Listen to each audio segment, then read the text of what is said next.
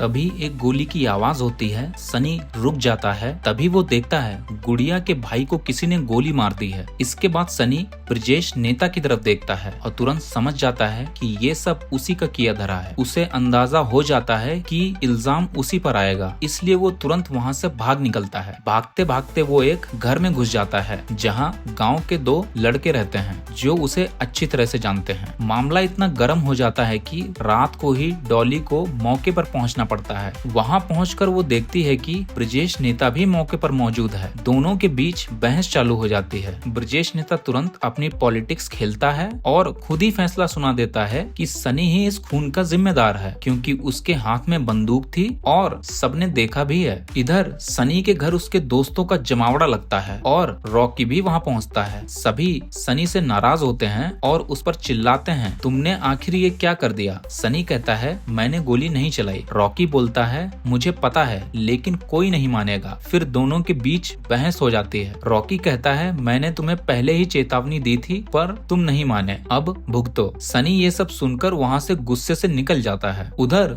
गुड़िया के भाई की लाश उसके घर पहुंचाई जाती है। लाश देखकर गुड़िया और उसकी माँ टूट जाते हैं, अंदर से बिल्कुल बिखर जाते हैं। गुड़िया सनी को कॉल करने की कोशिश करती है लेकिन उसका फोन नहीं लगता। गुड़िया और भी परेशान हो जाती है कि कहीं सनी ही तो इसके लिए जिम्मेदार नहीं। रात को गुड़िया के पास सनी का मैसेज आता है। वो उसे एक जगह खेत में मिलने के लिए कहता है। गुड़िया तुरंत पुलिस से बचकर उस लोकेशन पे पहुंच जाती है जहां सनी खेतों के अंधेरे में बैठा होता है। सनी उसे अपनी तरफ खींच लेता है और कहता है, मैंने तुम्हारे भाई को नहीं मारा, अगर तुम्हें भरोसा नहीं तो मुझे गोली मार दो। ये सुनकर गुड़िया का गुस्सा फूट पड़ता है। वो सनी को जोर जोर से थप्पड़ और मुक्के मारने लगती है, पर कुछ देर बाद उसका गुस्सा थोड़ा शांत होता है और वो सनी के साथ बैठकर रोने लगती है। तभी पुलिस वहां आ जाती है। सनी तुरंत भाग जाता है और गुड़िया खेतों से बाहर आती है। पुलिस उससे पूछती है कि वो यहाँ क्या कर रही थी। गुड़िया बोलती है, टट्टी कर रही थी। भरोसा नहीं है तो जाके देख लो, टट्टी अभी भी वहीं पड़ी है। इधर सनी अपने पत्रकार दोस्त के पास पहुँचता है। वो उसे अपने ऑफिस में ले जाता है और कहता है, यहाँ आज छुट्टी है, कोई नहीं आएगा, तुम यहीं रुक जाओ। अगले दिन सनी एक बार फिर चुपके से गुड़िया से मिलता है, उसे एक अकाउंट नंबर देता है और कहता है, इसमें काफी पैसे हैं, तुम ये पैसे निकालकर कनाडा निकल जाओ, मैं रांची चला जाऊंगा, अब जमतारा में हमारे लिए कुछ नहीं बचा। उधर डॉली के पास पोस्टमार्टम रिपोर्ट आती है। उसमें लिखा होता है कि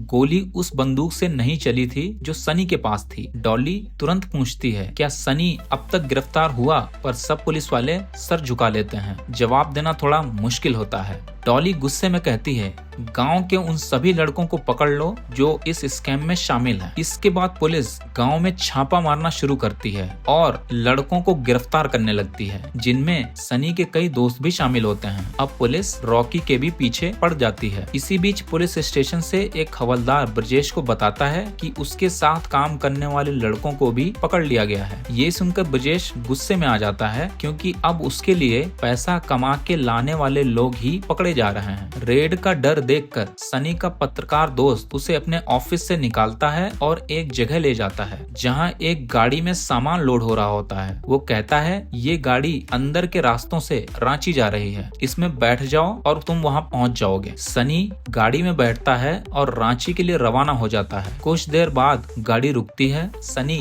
नींद से उठता है और सोचता है कि शायद रांची आ गया। वो ड्राइवर से पूछता है, भैया रांची आ गया क्या? तभी अचानक गाड़ी के पीछे का दरवाजा खुलता है और सामने ब्रजेश नेता और उसके गुंडे खड़े होते हैं। ये देखकर सनी का गला सूख जाता है। ये एपिसोड यहीं खत्म होता है। बाकी की कहानी देखिए नेक्स्ट एपिसोड में।